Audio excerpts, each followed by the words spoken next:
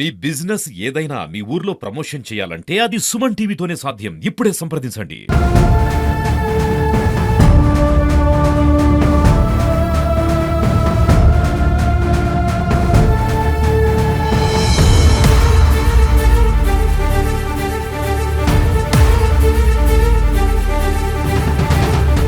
వైద్యో నారాయణ హరి. వైద్యులను దేవుళ్ళతో సమానంగా చూస్తుంటాం. కానీ ఇదే వైద్యం ముసుగులో కొంతమంది నకిలీ వైద్యులు సూర్యాపేట జిల్లాలో ప్రజల ప్రాణాలతో చెలగాటమాడుతున్నారు.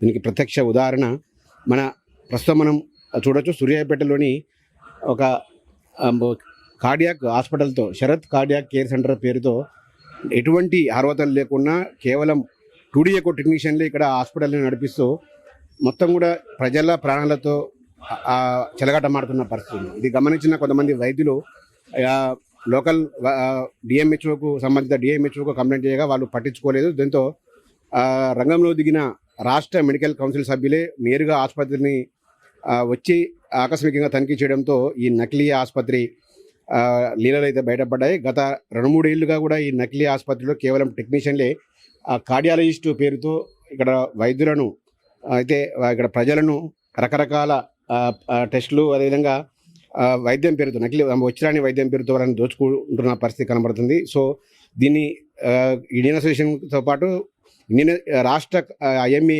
సభ్యులు ఎంటర్ అవడంతో రంగంలో దిగిన జిల్లా వైద్య ఆరోగ్య శాఖ అధికారులు కూడా ఆసుపత్రిని సీజ్ చేసిన పరిస్థితి ప్రస్తుతం మనం చూడొచ్చు.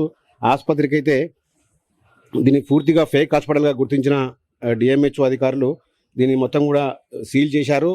సంబంధిత ఎవరైతే నడిపిస్తున్నారో వారిపై కూడా కేసులు నమోదు చేసిన పరిస్థితి కనపడతా ఉంది. ఇటువంటి హాస్పిటల్ దాదాపు సూర్యాపేట జిల్లా వ్యాప్తంగా కూడా 60కి పైగా ఉన్నట్లు ఏదైతే డాక్టర్ల బృందం చెబుతుందో, దీంతో ఒక్కసారిగా సూర్యాపేటలో నకిలీ వైద్యం మాఫియా ఏ విధంగా రెచ్చిపోతుందో, ప్రజల ప్రాణాలతో ఏ విధంగా చెలగాటమాడుతుందో పరిస్థితి అయితే అర్థమవుతా ఉంది. సో డాక్టర్లు కూడా దీనిపై పోరాటానికి సిద్ధంగా ఉన్నారు. ఖచ్చితంగా ఏదైతే నకిలీ ఆసుపత్రులపై డిఎంహెచ్ఓ అధికారులు దృష్టి సారించి వారు కఠినంగా అణిచివేయాలి. లేకపోతే వర్జన్లు వైద్యులైన కూడా మాకు కూడా చెడ్డ పేరు వచ్చే అవకాశం ఉందని కూడా వాళ్ళైతే డిమాండ్ చేస్తున్న పరిస్థితి కనపడతా ఉంది.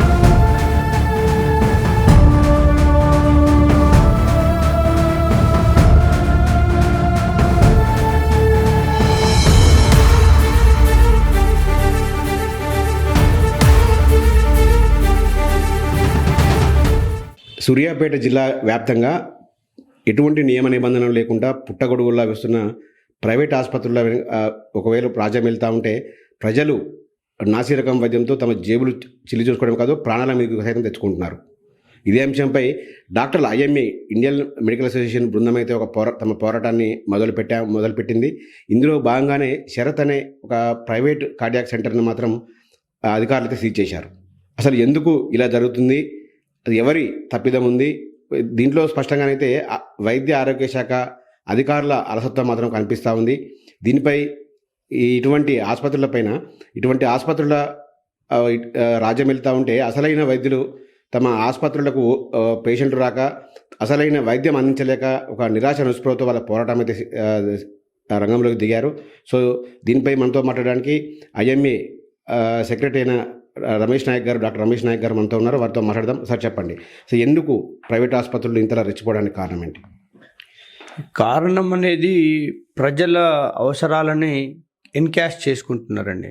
ప్రజల వీక్నెస్, ప్రజల ఇబ్బందులను, ప్రజల అవసరాలను, బేసిక్ అవసరాలను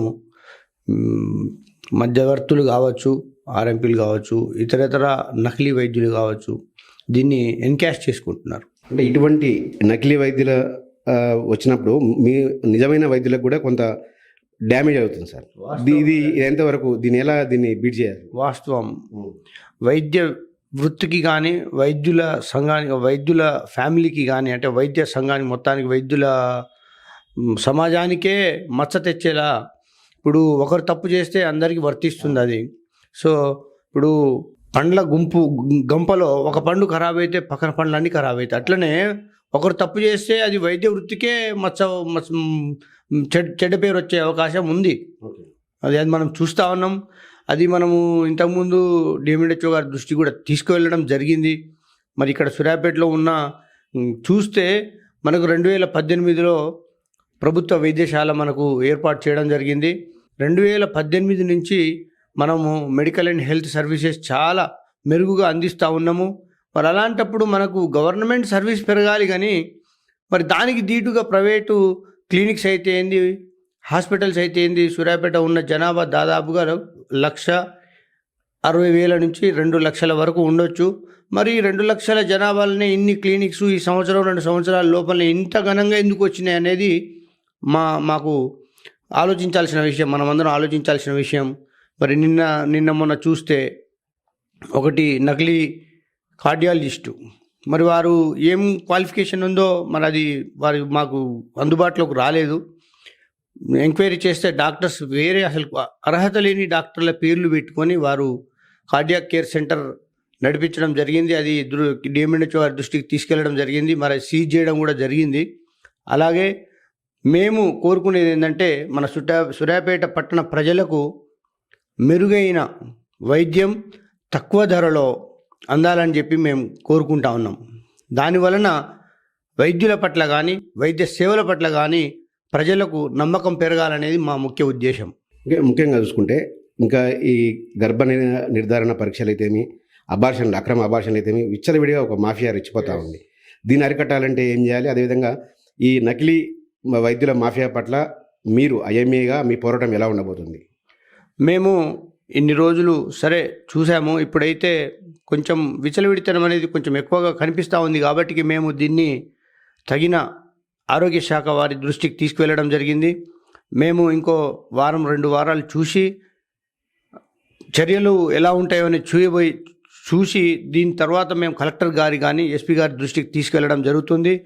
ఇక్కడికి తగిన చర్యలు తీసుకోకపోతే మేము హెల్త్ మినిస్టర్ గారి దృష్టికి కూడా, హెల్త్ సెక్రటరీ దృష్టికి, హెల్త్ మినిస్టర్ గారి దృష్టికి అవసరం ఉంటే దీన్ని ఏం చేయాలనేది ఒక ప్రణాళిక రచించుకొని మా స్టేట్ ఇండియన్ మెడికల్ అసోసియేషన్ వారితో ఆలోచన చేసి తగిన చర్యలు తప్పకుండా తీసుకుంటామని చెప్పి మేము ప్రజలకు మెరుగైన వైద్యం అందేలా చూడాలని చెప్పి బాధ్యత మాకుందని మేము భావిస్తూ, మనందరికీ ఉంటుంది, మీకు మాకు అందరికీ ఉంటుంది కాబట్టి మేమైతే దీన్ని ప్రజలకైతే మెరుగైన సేవలు అందే విధంగా మేము చూడాలని చెప్పి మేము కోరుకుంటా ఉన్నాం. అదే నకిలీ వైద్యుల పాలిట ముఖ్యంగా గ్రామీణ ప్రాంతాల వాళ్ళు, ఇటు గిరిజన బిడ్డలు కావచ్చు, మారుమూల ప్రాంతాల వాళ్ళు ఎక్కువగా వాళ్ళ నకిలీల బారిన పడుతున్నారు. సరే, నకిలీలను గుర్తించడం ఎలా? ప్రజలకు మీరు నకిలీల నుంచి తప్పించుకోవడానికి ఏమైనా సలహా ఇస్తారా? ఏమైనా సూచనలు చేస్తారు? సూర్యాపేట పట్టణం చూస్తే సరౌండింగ్ 40 to 50, 60, 70, 80% బడుగు బలైన వర్గాలు, ఎస్సీ ఎస్టీ కమ్యూనిటీ, బీసీ కమ్యూనిటీలోనే ఉన్నారు. అది అందరికి తెలుసు. సూర్యాపేట ప్రైవేట్ వైద్యులు కానీ వైద్యశాలలు కానీ బిల్లు కట్టేవారంటే ఎక్కువ సఫర్ అయ్యేది కూడా మన SC ST community, BC community వాళ్ళే ఉన్నారు. సో ఆర్థికంగా బాగా, ఆరోగ్యపరంగా, ఆర్థిక పరంగా బాగా నష్టపోయేది కూడా వీరే ఉన్నారు. సో నేను ఏమంటున్నా అంటే ఆర్ఎంపీస్ కానీ ఈ మధ్యవర్తులు ఎవరైనా ఉన్నా కూడా వీరిని సీరియస్గా అరికట్టాలని చెప్పి నేను మనవి చేస్తా ఉన్నా ప్రభుత్వానికి, అధికారులకు కూడా. అయితే వీరిని అరికట్టాలి అంటే బేసిక్ వైద్యం ఊర్లలో ఏమైనా ఎమర్జెన్సీ ఉంటే, ఏమైనా ఎమర్జెన్సీలో నొప్పి ఇంజెక్షన్ కానీ గోళీలు ఇచ్చేంత వరకు అయితే బాగానే ఉంటుంది. కానీ వీరు మితిమీరి అబార్షన్ల వరకు చేరింది వీళ్ళది. చిన్న చిన్న ఆపరేషన్లు చేసి మరి అమాయకులని బలి చేస్తూ ఉన్నారు. మరి చనిపోతున్న సంఘటనలు మనం చూస్తూనే ఉన్నాం, పేపర్లలో చూస్తున్నాం, మీడియాలో చూస్తూ ఉన్నాం. మరి దీన్ని అరికట్టాల్సిన బాధ్యత మనకు ఉంది, అధికారులకు అంతకంటే ఎక్కువ ఉంటుంది. మరి దీన్ని ప్రభుత్వం తగిన విధంగా ఒక రూల్స్ ఏర్పాటు చేసేసి అన్క్వాలిఫైడ్ డాక్టర్స్ ఏ రకమైన ప్రాక్టీస్ చేయకుండా చూడాల్సిన బాధ్యత ప్రభుత్వానికి ఉంది. మరి దీన్ని మనం చాలా రోజుల నుంచి పోరాడుతూ ఉన్నాం, కానీ దీనికి తగ్గట్టుగా తగిన చర్యలు అయితే మరి రావటం లేదు. చూడాలి. ప్రజలకు ఎటువంటి సలహా ఇస్తారు సార్ ఈ ఫేక్ డాక్టర్ల పట్ల? ప్రజలకు, సామాన్య ప్రజలకు ఏం సూచనలు చేయదలుచుకున్నారు మీరు ఐఎంఏ తరఫున?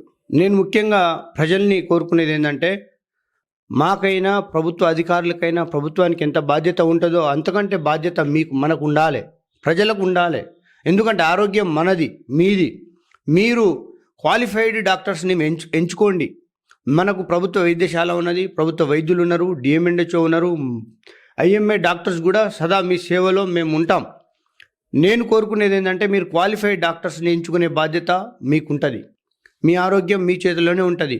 మీరు ఎవరో చెప్తే, ఒక ఆర్ఎంపీనో, ఒక బ్రోకరో, ఒక మీడియేటరో చెప్తే మీరు దళారులను ఆశ్రయించకుండా వారే మిమ్మల్ని ఆశ్రయిస్తే కూడా మీరు వాళ్ళని పట్టించుకోకుండా వాళ్ళ మాటలు దొంగ మాటలు మాయ మాటలు నమ్మకుండా మీరు qualified hospitals qualified doctors registered హాస్పిటల్స్ని చేరి వాళ్ళని సలహా సూచనలు తీసుకొని అవసరమైతే మనం ప్రభుత్వ వైద్యశాల ఉన్నది ఎక్సలెంట్గా స్పెషాలిటీ సూపర్ స్పెషాలిటీ వైద్య సేవలు అందుతూ ఉన్నాయి మనకు వెళ్ళండి మనకు అక్కడ కానిడలో మీకు ఏమైనా ఆలోచన ఏమైనా ఇబ్బందులు ఉంటే ఐఎంఏ డాక్టర్స్ని కూడా సంప్రదించవచ్చు ఈ విధంగా మనము వారి ఆరోగ్యాన్ని కాపాడే మనకు బాధ్యత ఎంత ఉందో వాళ్ళకి ఎక్కువ బాధ్యత ఉందని నేను భావిస్తూ ఉన్నా. అంటే ప్రజలు ఏ విధంగా గుర్తించాలి, నకిలీ వైద్యులని ఏ విధంగా గుర్తించాలి, వాళ్ళకి ఏమైనా చెప్తారా రూల్స్ ఏమైనా?